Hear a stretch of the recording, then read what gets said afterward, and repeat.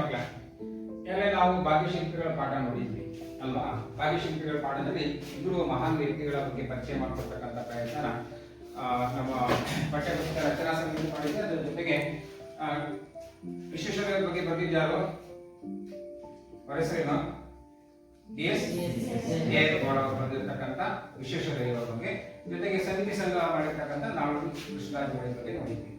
ಇವತ್ತು ನಾಲ್ವಡಿ ಈ ನಮ್ಮ ಮೈಸೂರು ರಾಜ್ಯವನ್ನು ಆಳಿರ್ತಕ್ಕಂಥ ಅಥವಾ ಬೇರೆ ಬೇರೆ ರಾಜ್ಯಗಳನ್ನು ಆಳಿರ್ತಕ್ಕಂಥ ಅನೇಕ ರಾಜ ಮಹಾರಾಜರಿದ್ದಾರೆ. ಅವರ ದರ್ಬಾರ್ ಹೇಗಿತ್ತು ಅನ್ನೋದನ್ನ ಒಂದು ಸಣ್ಣ ತುಣುಕಲ್ಲಿ ನೋಡೋ ಪ್ರಯತ್ನ ಮಾಡೋಣ, ಆಯ್ತಾ?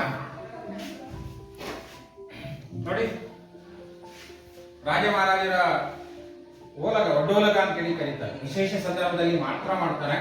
ಹೇಗೆಲ್ಲ ಇರ್ತದೆ ನೋಡಿ, ಒಂದ್ ಕಡೆಗೆ ಅರಮನೆ ಕಾಣಿಸ್ತಾ ಇದೆ, ಇನ್ನೊಂದ್ ಕಡೆಗೆ ಮಂದಿ ಮಾಗದಲ್ಲಿದ್ದಾರೆ.